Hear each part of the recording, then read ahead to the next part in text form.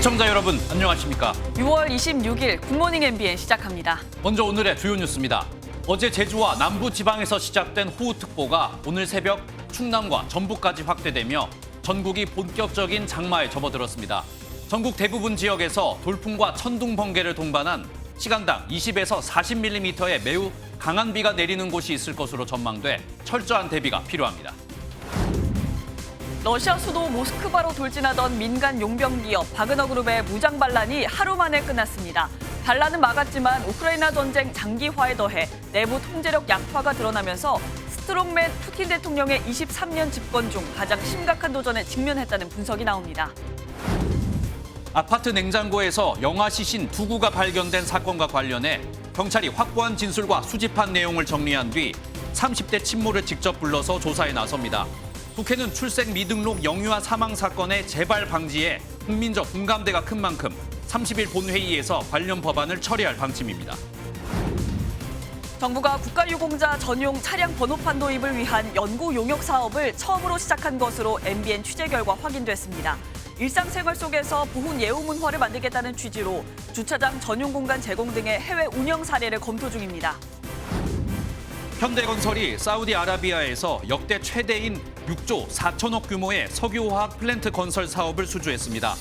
고 정주영 회장 시절인 1970년대 사우디에 진출한 뒤 약 50년간 벌어들인 외화의 5분의 1에 달하는 또 다른 중동 신화라는 평가입니다. 어제 제주도를 시작으로 본격적인 장마가 시작됐습니다. 밤사이 장마정선이 북상하면서 지금 서울에도 비가 내리고 있는데요. 제주도 상황은 어떤지 현장에 나가 있는 취재기자 연결하겠습니다. 이시열 기자, 지금 제주도 상황 어떻습니까? 날씨 전해주시죠. 네, 저는 지금 서귀포시 법한포구에 나와 있습니다. 어제까지만 해도 제주 전역에는 강풍과 함께 비가 내렸는데 지금은 소강 상태를 보이고 있습니다. 호우특보는 해제됐지만 강풍특보는 남아있어 바람이 순간풍속 초속 20m 이상으로 강하게 부는 곳도 있겠습니다. 어제 내린 비로 큰 피해는 없었지만 제주공항엔 급변풍 특보가 내려져 일부 항공편이 지연 운행했습니다. 제주도 앞바다엔 풍랑주의보가 내려져 일부 소형 선박들은 기상악화로 결항했습니다. 장마를 예상 못하고 휴가를 계획했던 여행객들은 아쉬움을 드러냈습니다. 갑자기 장마가 온다 해서 놀랬고, 그리고 원래 제주도에서 서핑이랑 스노클링 같은 거 해보고 싶었는데 다 일정에 차질이 생겨서 좀 되게 아쉽습니다. 제주는 내일까지 100에서 200mm의 비가 더 내릴 것으로 보이는 가운데 산간 지역에는 300mm까지 강수가 예정되어 있어 도민을 포함한 관광객들은 끝까지 비 피해 조심하셔야겠습니다. 네, 지금은 서울에도 비가 내리고 있는데 앞으로 전국 날씨는 어떻게 될지도 설명해 주시죠.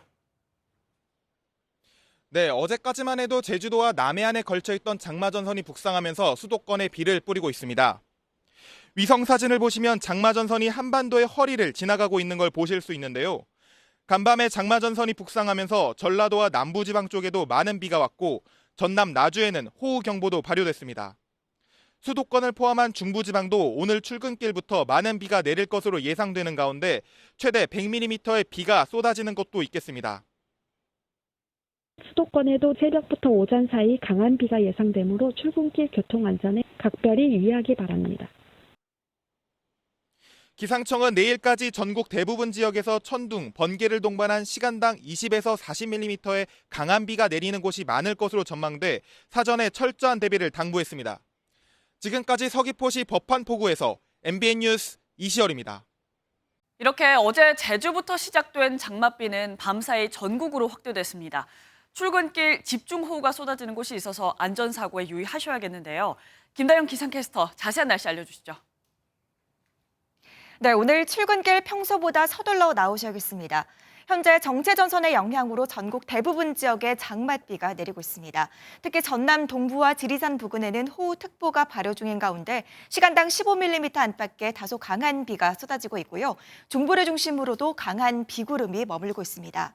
비는 내일까지 이어질 텐데요. 앞으로 제주 산지에 200mm 이상, 그 밖에 전국 대부분 지역에도 30에서 최고 120mm의 많은 비가 내리겠습니다. 집중호우 예상 시기도 살펴보시면 오늘 오전까지 전국 전국 대부분 지역에서 강한 비가 내리겠고요. 중부지방은 다시 오늘 늦은 오후부터 밤 사이, 남부지방은 오늘 밤부터 내일 오전 사이, 돌풍과 천둥, 번개를 동반한 시간당 40에서 최고 60mm의 폭우가 쏟아지겠습니다. 오늘 비와 함께 전국적으로 바람도 강하게 불겠고요. 한낮에는 대부분 30도를 밑돌며 더위가 주춤하겠습니다. 날씨였습니다. 네, 앞서 전해드린 대로 정체전선이 우리나라 대부분 지역을 뒤덮은 가운데 이번 장마 역대급 장마로 예상되고 있습니다. 한반도를 둘러싼 공기들의 힘겨루기에 기상이변까지 겹치면서 지난해 8월처럼 좁은 지역에 한꺼번에 많은 양의 비가 쏟아질 가능성도 점쳐졌습니다. 유승호 기자가 보도합니다.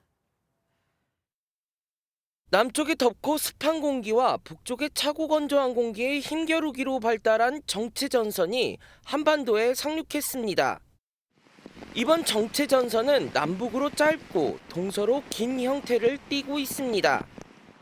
서울에 140mm가 넘는 비가 내린 지난해 8월처럼 이번 장마도 좁은 지역에 짧은 시간 많은 양의 비가 쏟아질 전망입니다.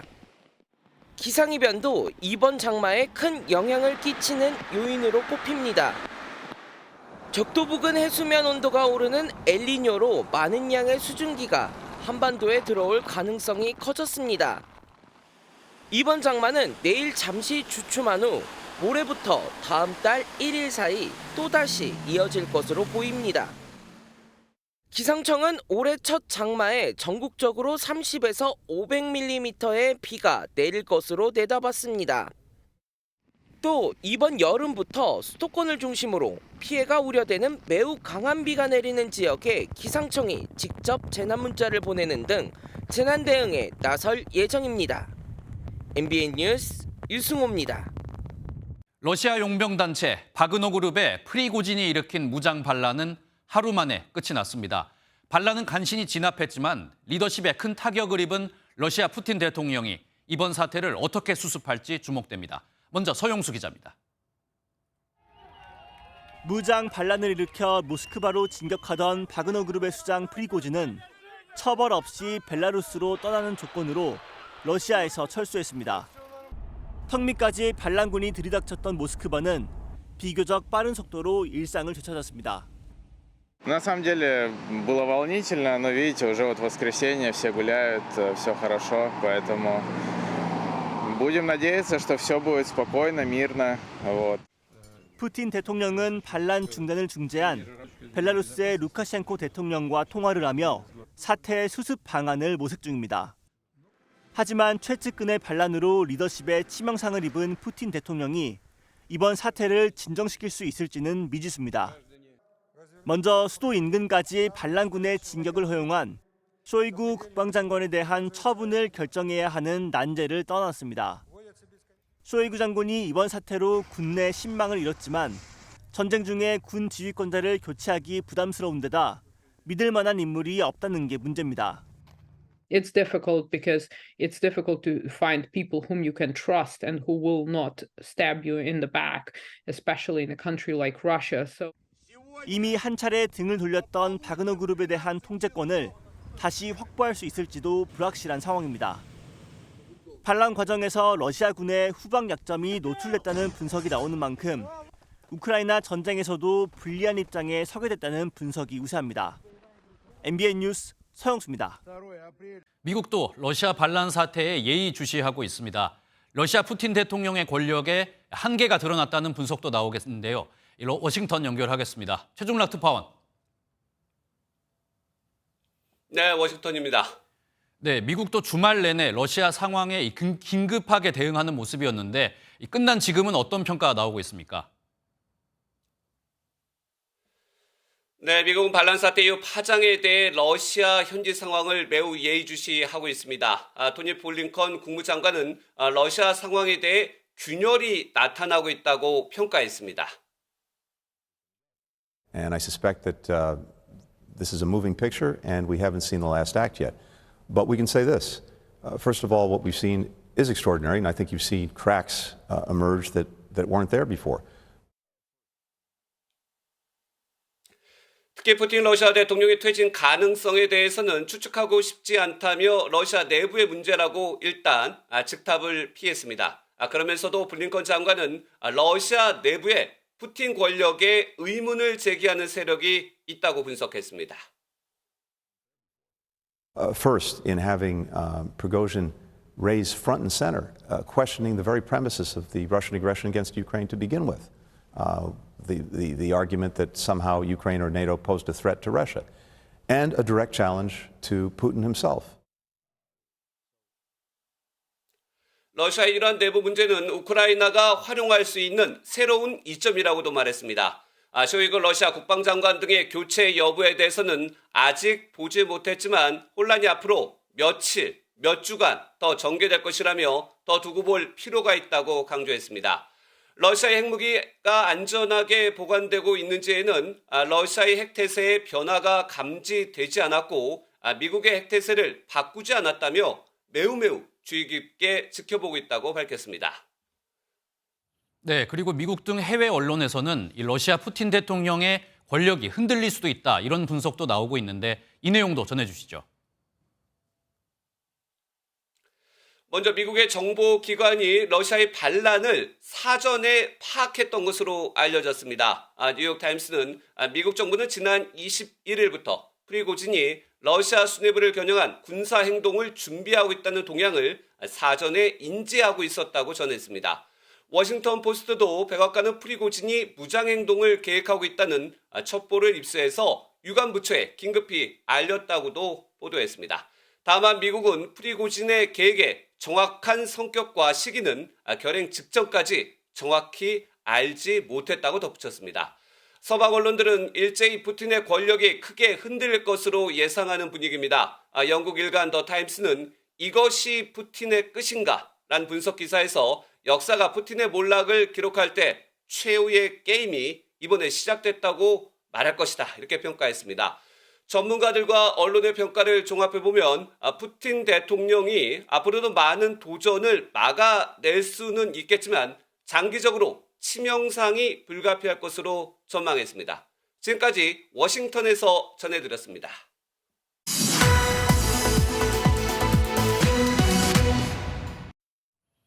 네, 지금까지 히틀러도 못 뚫은 모스크바가 뚫릴 뻔했다. 이런 이야기가 나올 정도로 주말 사이 일촉즉발의 상황이 벌어졌습니다. 다행히 6월 충돌까지는 번지지 않고 마무리가 됐는데 김태림 기자와 조금 더 자세한 이야기 나눠보겠습니다. 어서 오십시오.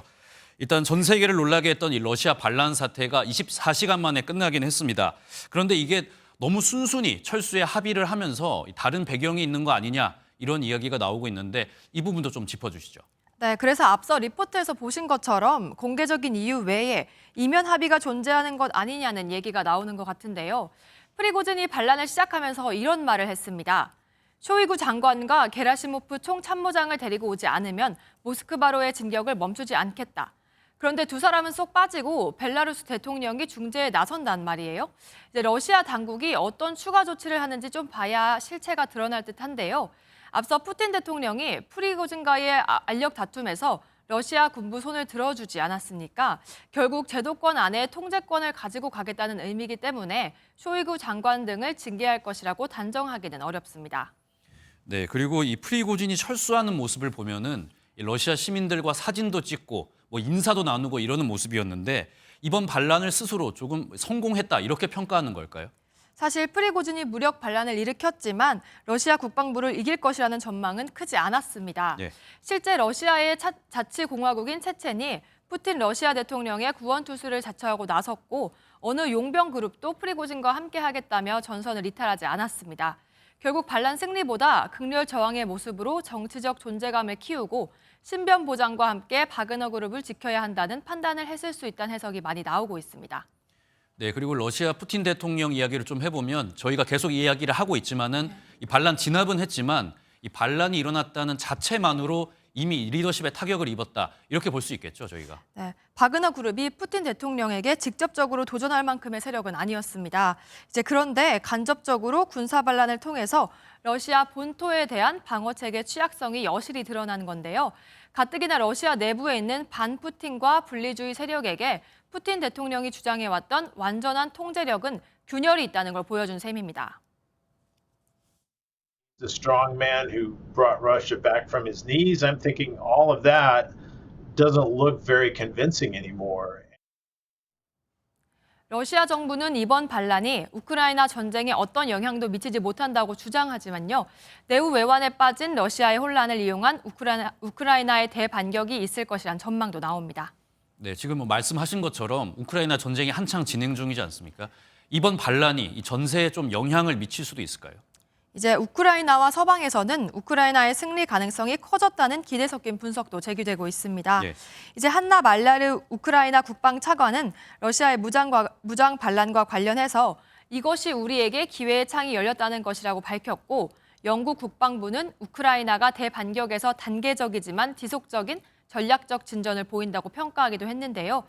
이제 하지만 굴욕을 맛본 블라디미르 푸틴 러시아 대통령이 우크라이나 전선에서 더 큰 위력을 보이려고 할 가능성에 대한 우려도 나오고 있습니다. 독일의 프랑크푸르터 알게마인의 차이퉁은 집권 이후 최대 굴욕을 당한 푸틴 대통령이 우크라이나 전선에서 자신이 얼마나 강한지 보여주려 할 것이기 때문에 우크라이나의 러시아 내부 혼란이 유용할지는 미지수라고 전하기도 했습니다. 네, 오늘은 여기까지 듣겠습니다. 김태림 기자였습니다. 일본 후쿠시마 원전 오염수 방류가 초읽기에 들어갔습니다.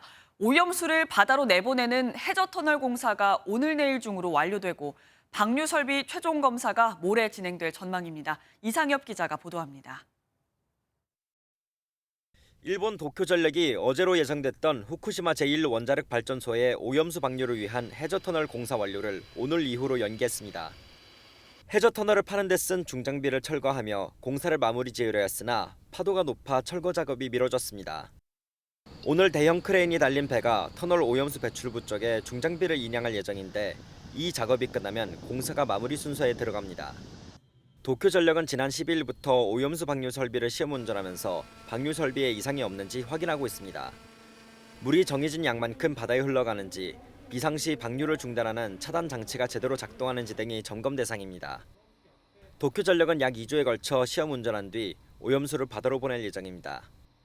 앞서 도쿄전력은 원전에서 바다까지 이어지는 1000여 미터의 해저터널 굴착 공사를 지난 4월 25일에 끝내고서 원자력 규제위원회의 검사를 받아왔습니다. 원자력 규제위원회는 모레 방류 설비를 최종 검사할 예정입니다. 이 검사가 끝나면 방류 설비 준비 절차는 사실상 마무리됩니다. 일본 정부는 국제원자력기구가 공개할 보고서에 특별한 문제가 없으면 오염수를 방류할 방침입니다. MBN 뉴스 이상엽입니다. 더불어민주당 이낙연 전 대표가 귀국길에서 못다한 책임을 다하겠다고 밝혔죠. 이 발언에 대한 파장이 계속되고 있습니다. 계파 갈등으로 골머리를 앓고 있는 이재명 대표는 백직잔도 맞들어야 한다며 통합을 강조했고, 반면 국민의힘은 이재명의 대체제가 될 거란 생각은 오산이라며 경계했습니다. 노태현 기자입니다. 이낙연 전 더불어민주당 대표가 귀국 일성에 이어 SNS에도 못다한 책임을 다하겠다고 강조했습니다. 사실상 국내 정치 복귀를 선언한 셈입니다. 이재명 대표는 이전 대표에 대한 생각을 묻자 이렇게 답했습니다.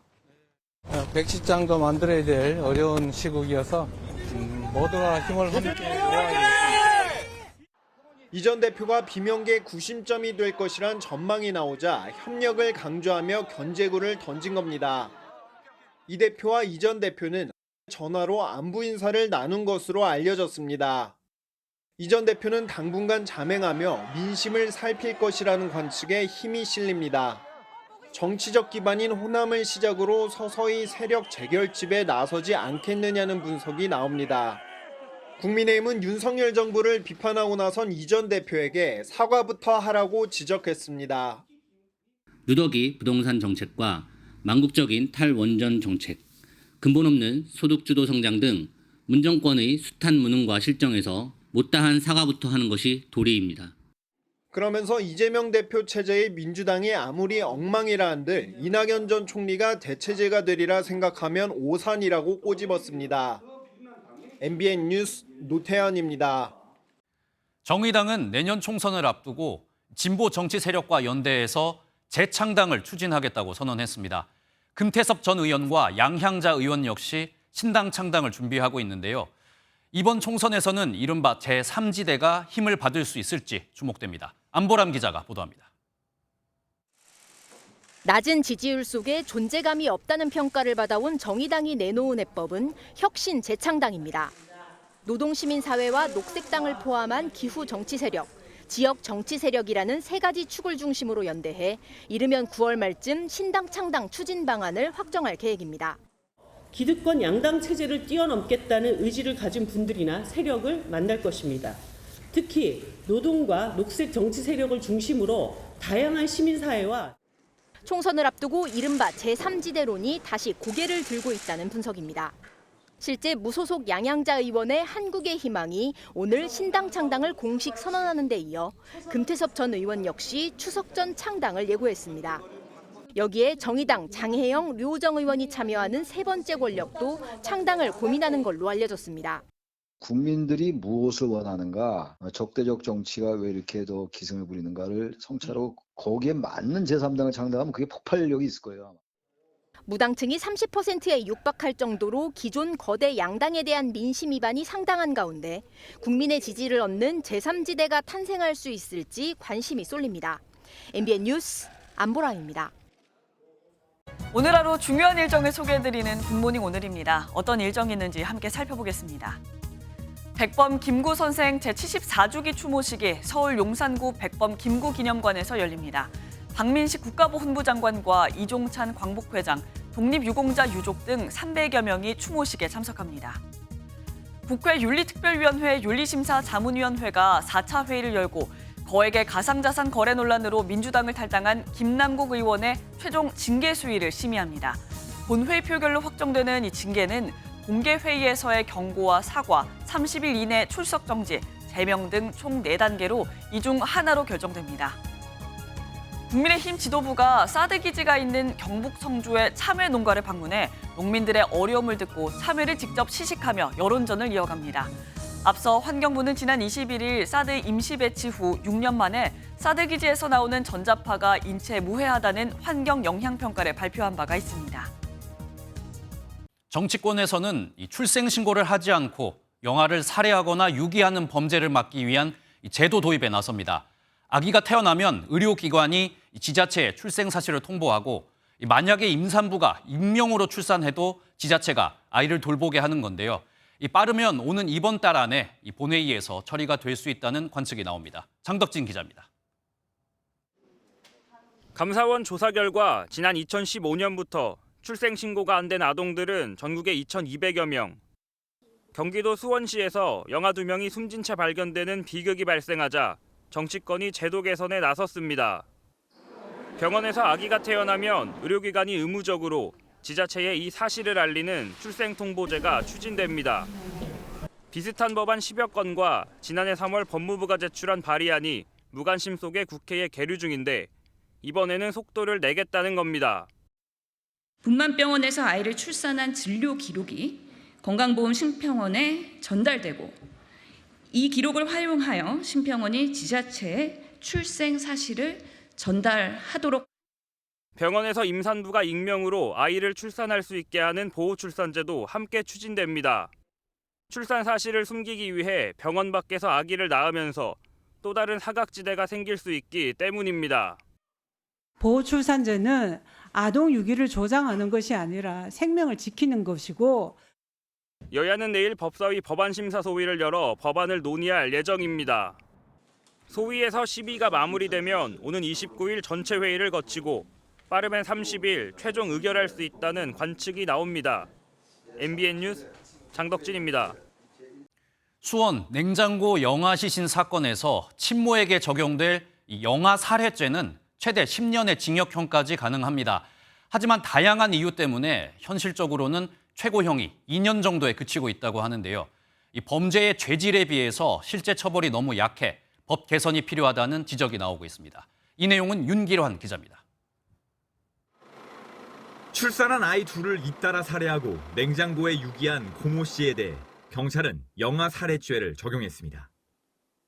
고 씨가 경제적 어려움 등으로 심리적 불안 상태에서 아이를 살해했다고 본 겁니다. 하지만 고 씨의 구속 이후 경찰은 고 씨의 혐의를 영아 살해에서 살인죄로 변경할지 고심하고 있습니다. 범행 시점이 분만 중이거나 분만 직후가 아닌 하루가 지나서 이루어져 살인죄 적용도 가능하다고 본 것으로 풀이됩니다.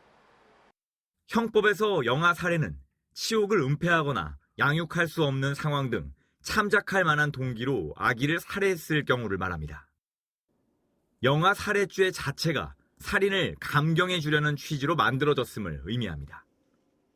최대 10년의 징역형이 가능하지만 과거 전북 전주와 부산에서 벌어진 영아 살해 사건처럼 다양한 참작 사유로 실제 내려진 최고형은 징역 2년에 불과합니다. 최소 5년의 징역형인 살인죄와 정인이법 시행으로 최저형이 7년으로 늘어난 아동학대 치사죄와는 차이가 큽니다. 영아살해죄는 형법 제정 이후로 단 한 번도 개정되지 않은 조문입니다. 상황이 제정 당시보다 많이 변경되었고 인식도 달라졌기 때문에 충분한 논의가. 경찰은 지금까지 수집한 증거를 분석하고서 구속된 친모 고 씨와 함께 아내의 살해 사실을 몰랐다고 진술한 남편을 불러 본격 조사에 착수할 방침입니다. MBN 뉴스 윤기란입니다. 본격적인 장마의 시작을 앞두고 전국 곳곳에서 화재가 잇따랐습니다. 전북 군산의 한 반품 매장에서는 불이 나 이 반품 상품들이 불에 탔고 충북 청주시의 한 지하차도에서도 이 달리던 차에서 불이 나서 도로 통행이 통제되기도 했습니다. 밤사이 사건 사고 소식은 이혁재 기자입니다. 검게 그을린 화물차가 견인 차량에 실려 지하차도를 빠져나갑니다. 어제 오후 5시 40분쯤 충북 청주의 궁평 지하차도를 달리던 화물차에서 불이 났습니다. 불은 50여 분 만에 꺼졌지만 지하차도 공간이 좁은 데다 연기가 차면서 현장을 수습하는 데 5시간이 넘게 소요됐습니다. 경찰과 소방당국은 정확한 화재 원인을 조사하고 있습니다. 뿌연 연기가 자욱한 한 매장 앞.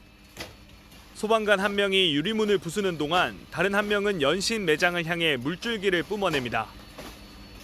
어제 저녁 8시 반쯤 전북 군산의 한 반품 상품 판매장에서 불이 났습니다. 불은 1시간 40여 분 만에 잡혔고 상품과 집기류 일부가 불에 타면서 2천만 원 상당의 재산 피해가 났습니다. 현장 직원 4명이 대피했지만 다행히 인명피해는 없었습니다. 어제 저녁 7시 10분쯤엔 전북 정읍의 한 돼지 농가에서 불이 났습니다.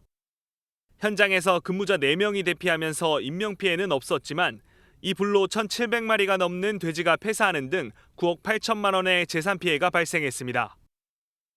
소방당국은 오늘 합동감식을 벌이고 자세한 화재 경위를 밝힐 예정입니다. MBN 뉴스 이혁재입니다. 지난해 10월 검찰은 출소를 앞둔 연쇄 아동 성범죄자 김근식의 또 다른 성범죄 사건을 파헤쳐서 출소 직전에 김근식을 다시 구속 기소했습니다. 15년 전 사건에서 확보한 DNA가 중요한 역할을 했는데요. 최근 검찰과 경찰은 이 범죄자들의 DNA를 전수조사해서 23년 전 성폭력 사건의 진범을 밝혀내기도 했습니다. 백길종 기자입니다. 영화 살인의 추억으로 잘 알려진 화성 연쇄 살인 사건. 증거물의 DNA가 용의자의 DNA와 일치하지 않아 장기 미제로 남았던 사건입니다. 그런데 증거물의 DNA가 이춘재의 것으로 드러나며 33년 만에 진범이 확인됐습니다. 최근 검찰과 경찰은 이런 DNA 대조 기법을 활용해 베일에 가렸던 성폭력 사범 10명을 기소했습니다. 짧게는 12년 전부터 길게는 23년 전에 벌어진 중대 성폭력 사건입니다. 2010년 이른바 DNA법이 시행된 이후 검경은 범인들의 DNA 데이터베이스를 구축해 다른 사건으로 검거된 범인의 DNA와 대조 분석해왔습니다. 지난해 10월 이 기법으로 연쇄 아동 성범죄자 김근식의 또 다른 범행을 파헤쳐 출소를 막은 검찰이 경찰과 협력해 미제로 남은 신원 미상의 DNA와 범죄자 DNA 데이터베이스를 전수조사했습니다. 잊혀질 뻔한 미제 사건의 범인을 여러 명 밝혀낸 겁니다.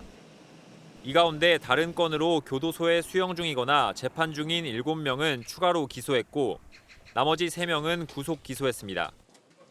검경은 죄질이 중한 특수 강도 강간범의 출소가 임박하거나 공소시효 완성이 임박했다며 이러한 점을 고려해 최대한 신속하게 수사해 기소했다고 밝혔습니다. MBN 뉴스 백길종입니다.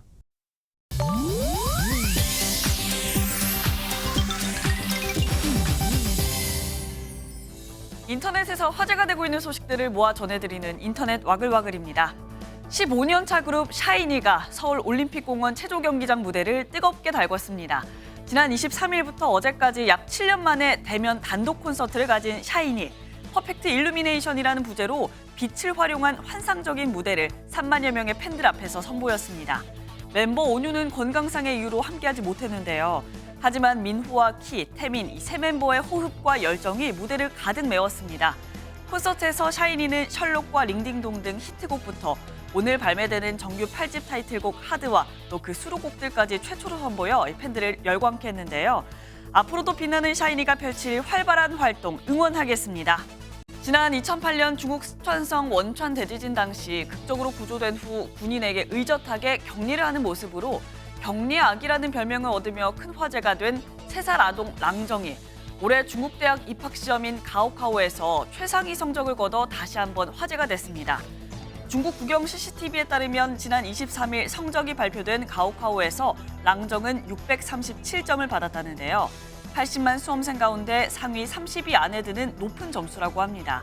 랑정의 고득점 소식은 중국 포털 사이트의 실시간 검색어 1위에 오를 만큼 큰 관심을 끌었는데요.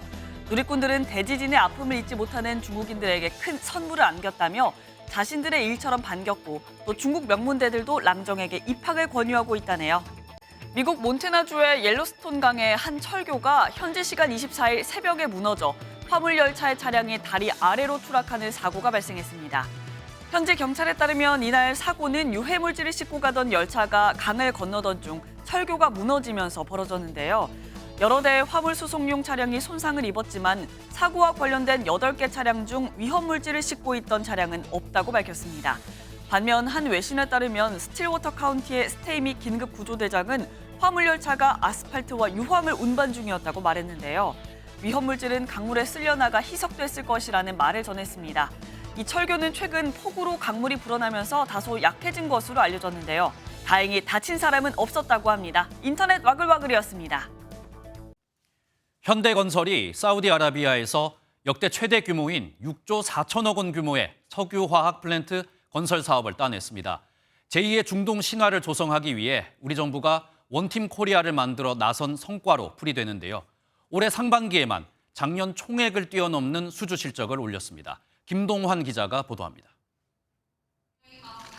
현대건설이 사우디아라비아 국영 석유 천연가스 기업인 아람코와 석유화학 플랜트 건설 사업 수주 계약을 체결했습니다.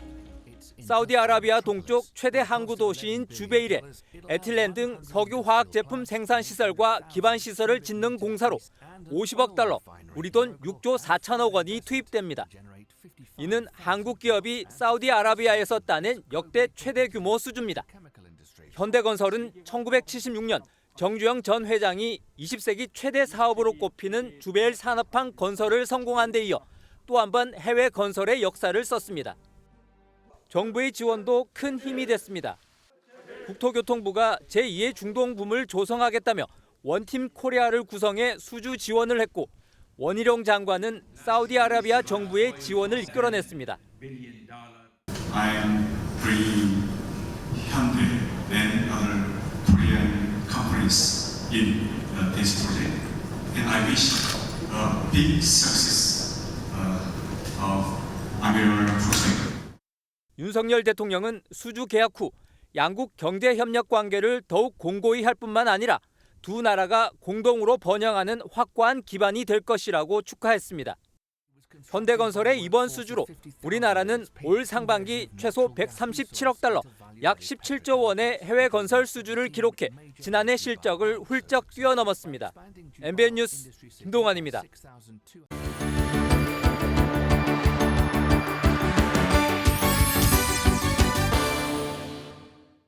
굿모닝 월드입니다. 산란기 어족 자원 보호와 지속 가능한 조업 활동을 위해 시기별로 금어기를 운영하곤 하죠. 중국 내륙 최대 담수호의 금어기가 막 끝났습니다. 한바탕 낚시 축제가 열렸네요. 힘찬 구령과 함께 어부들이 힘껏 그물을 끌어올리는 이곳은요. 신장 위구르 자치구에 있는 중국 최대 내륙 담수호 보스탱 호수입니다. 커다란 물고기들로 꽉 들어찬 그물. 사람 몸통만한 물고기를 들어올리는 어부의 표정에 환희와 자부심이 가득합니다. 신장 최대 어업 생산 기지로 꼽히는 곳이지만 어족자원 보호를 위해 매년 3월 초부터 6월 말 조업이 금지되는데요. 금어기 후 첫 낚시를 기념하며 함께 성대한 축제를 즐겼습니다. 이날 아침 잡힌 물고기만 5톤 이상으로 추산된다니 홍어를 기대해봐도 되겠죠. 같은 축제지만 조금 차분한 느낌이 드는 이곳. 이번엔 분위기가 사뭇 다른데요. 커피의 본고장 브라질에서 지난 주말 열린 축제 현장입니다. 참가자들의 커피 사랑만큼은 뜨거웠다고요? 인파로 가득한 박람회장에 커피 향이 진동합니다. 능숙한 솜씨로 원두 커피를 내려주는 바리스타. 참가자들은 밝은 표정으로 커피를 받아들고 그 맛과 향을 음미하는데요. 지난 금요일부터 사흘간 브라질 상파울루에서 커피 페스티벌이 열린 현장입니다.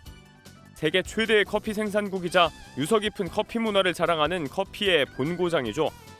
브라질 전역에서 100여 개의 업체가 참가했는데요. 커피 애호가들이라면 놓칠 수 없는 기회. 다양한 개성의 스페셜티 커피와 함께 커피 제조 기술 등 그야말로 커피의 모든 걸 즐길 수 있는 자리였습니다. 낚시도 했고 커피도 마셨는데 뭔가 허전하다면 다음 달 열리는 여자 축구 월드컵을 기다려보시면 어떨까요? 한 달도 채 남지 않은 호주, 뉴질랜드 여자 월드컵. 이제 카운트다운에 들어갔습니다. 호주를 대표하는 랜드마크 하버브리지. 세계에서 두 번째로 긴 아치형 다리 위 수많은 인파가 행진 중입니다. 여기저기 나부끼는 다양한 국기들 사이 반가운 태극기도 보이죠. 오는 7월 20일 개막하는 호주 뉴질랜드 여자 축구 월드컵의 카운트다운을 시작하며 기념 행사가 열린 겁니다. We love soccer! We love soccer! Woohoo! 전 세계에서 참석한 4천여 명의 축구팬, 그 들뜬 열기로 현장은 달아올랐는데요.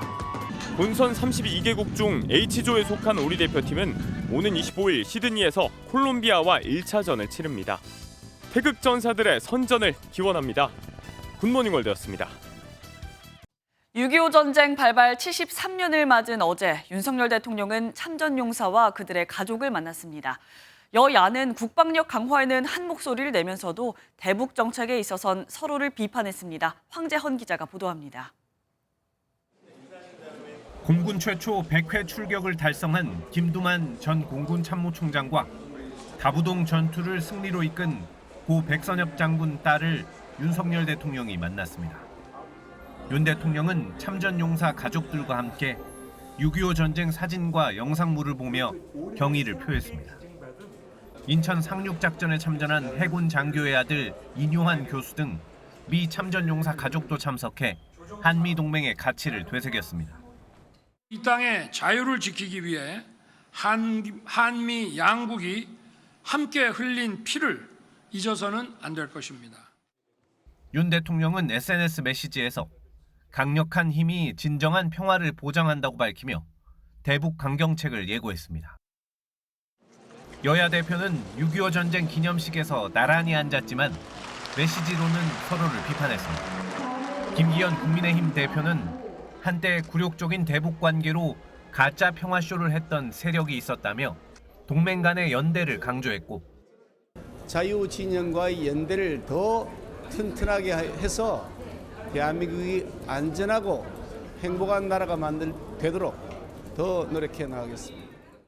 이재명 더불어민주당 대표는 국익 중심의 전략적 자율 외교를 펼치는 게 호국 보훈이라고 밝혔습니다.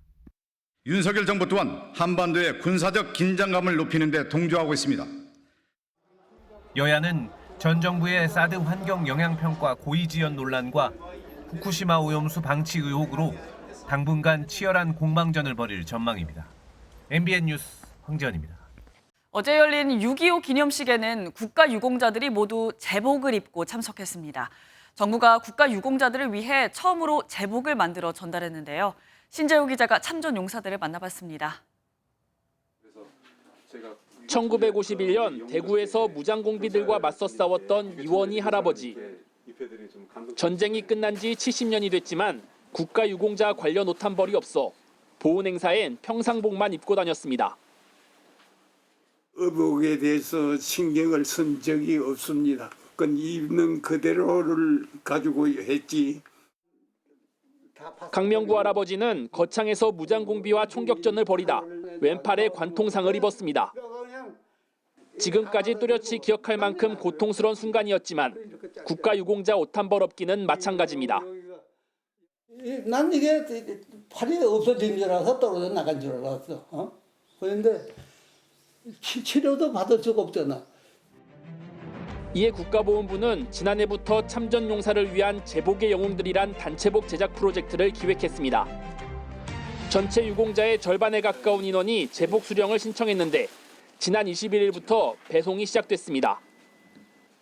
경찰 후배가 직접 전달한 제복을 입은 국가유공자는 감격의 눈시울을 붉혔습니다. 오늘 이와 같이 좋은 자리를 만들어준 데 대해서 더욱더 본인으로서는 감사의 인사를 드립니다. 고맙습니다. 축하드립니다. 그러면서 국가의 예우에 뿌듯함도 느낍니다. 관심을 또 가져주시니까 또 좀 말할 여유가 없죠. 나라에 대해서 감사하게 생각을 해요. 새로운 제복을 입고 외치는 경례구호는 70년 전 그날의 목소리만큼이나 뜨겁습니다. 충성! 충성! MBN 뉴스 신지우입니다. 나라를 위해 목숨을 바친 이들을 기리기 위해선 보훈 정책도 중요합니다. 국가유공자가 타는 차량 번호판을 구분해서 알아볼 수 있게 하고 예우를 할 것으로 보입니다. 정부가 국가유공자 전용 차량 번호판 도입을 위한 연구 용역 사업을 사상 처음으로 시작한 것으로 확인됐습니다. 안병욱 기자가 단독 보도합니다. 국가보훈처가 창립 62년 만에 승격해 지난 5일 국가보훈부로 공식 출범했습니다. 국가를 위해 헌신하신 분들이 추앙받는 대한민국을 만들기 위해 새로운 각오로 다시 출발하겠습니다. 국가유공자가 존중받는 사회를 위한 방안 중의 하나로 국가유공자 차량 전용 번호판 도입이 검토되고 있습니다. MBN 취재 결과 이 사업과 관련해 국가보훈부가 이미 연구 용역을 시작한 것으로 확인됐습니다. 일상생활 속에서 보훈 예후 문화 확산이 필요하다는 것이 이 사업의 배경인데 앞으로 해외 운용 사례와 국내 적용 가능 여부를 분석하고 국가유공자를 대상으로 의견 수렴 절차를 진행합니다. 비용이라든가 이 긴장이라든가 전반 사항을 아울러서 어떤 방향으로 가는 게 좋을지를 연구하기의 목적으로. 미국은 국가유공자와 그 가족의 차량 번호판에 황금색 별 문양과 골드스타 패밀리라는 문구를 새긴 전용 번호판을 운영하고 있습니다. 미국인들은 해당 차량을 탄 이들을 만나면 감사함을 표하고 주 정부들은 주차장 전용 공간 제공 등의 혜택도 주고 있습니다. 국내 국가유공자 전용 번호판의 형식은 아직 정해지지 않았지만 국가유공자를 뜻하는 상징을 넣는 방식이 고려될 것으로 보입니다. 자동차 번호판의 규격과 설치 등 실무를 담당하는 국토교통부도 돕겠다는 반응입니다. 저희도 특별히 의견이 있는 건 아니에요. 이제 그런 게 필요하다라고 정책적으로 판단하면 저희는 이제 그런 것들을 도입하는 거를 이제 백업해드리는 거. 다만 초기 단계다 보니 연구 용역 마무리와 공청회 개최, 관련 고시 개정 등의 과정을 거치려면 당장 시행하긴 어려워 보입니다. MBN 뉴스 안병욱입니다.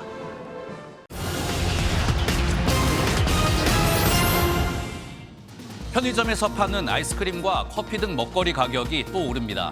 편의점 업계는 다음 달부터 음료와 아이스크림, 안주와 통조림 일부 제품의 가격을 최대 25% 인상합니다. 1,200원 하던 아이스크림이 1,500원까지 오르고 일부 캔커피와 음료도 1,200원에서 1,300원으로 가격이 인상됩니다.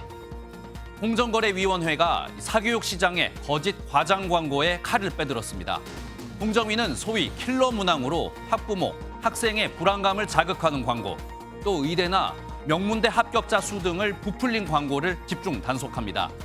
의대 합격 1위 등의 광고 내용을 증명하지 못하면 공정위가 과징금까지 부과할 수 있습니다. 올해 상반기 서울 아파트 청약의 당첨 합격선이 10점 가까이 올랐습니다.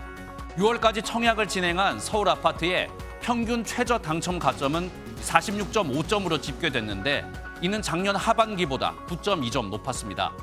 정부의 부동산 대책이 효과를 내면서 서울 아파트 청약 시장이 회복세에 접어든 것으로 풀이됩니다. 굿모닝 경제였습니다. 높이뛰기 간판 스마일 점퍼 우상혁 선수가 올 시즌 세계 1위 기록을 뛰어넘고 활짝 웃었습니다. 다음 주 세계선수권대회 전초전을 앞두고는 한국 신기록인 2m 37을 넘겠다는 각오입니다. 최영규 기자입니다. 관중들의 환호 속에 2m 30을 넘은 우상혁은 올 시즌 세계 1위 기록 2m 33으로 발을 올렸습니다. 평소와 달리 관중들의 응원을 자제시킨 우상혁은 힘찬 기합을 넣으며 출발했고 1차 시기 만에 2m 33을 넘어서며 포효했습니다.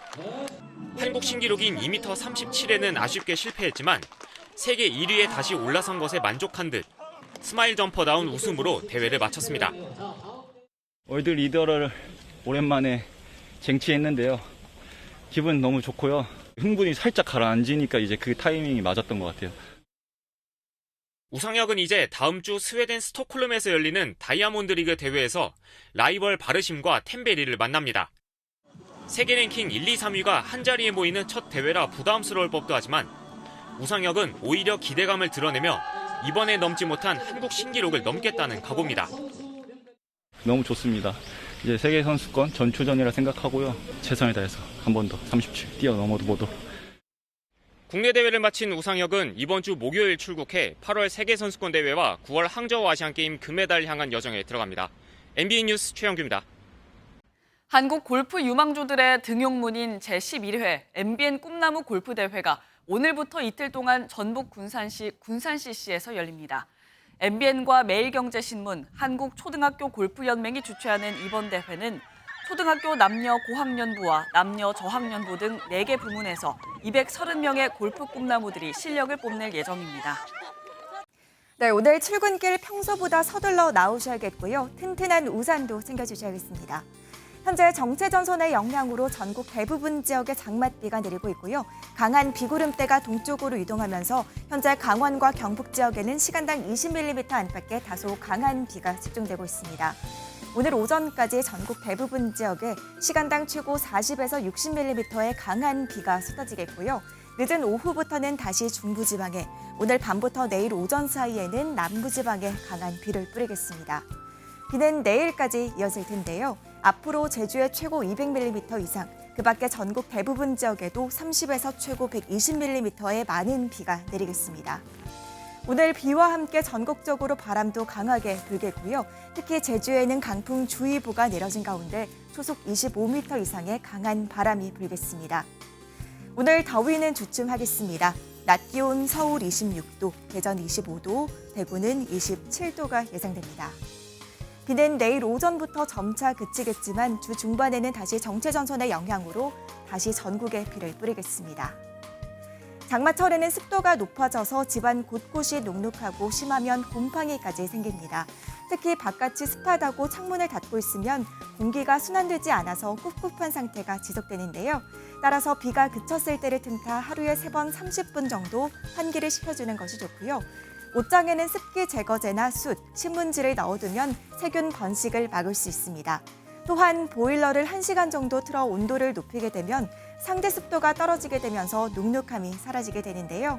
다만 보일러를 틀 때는 창문을 꼭 열어놓고 온도는 24도에서 26도로 맞추는 것이 좋습니다. 지금까지 날씨와 생활정보였습니다. 월요일 아침 굿모닝 MBN 마칩니다. 함께해 주신 여러분 고맙습니다.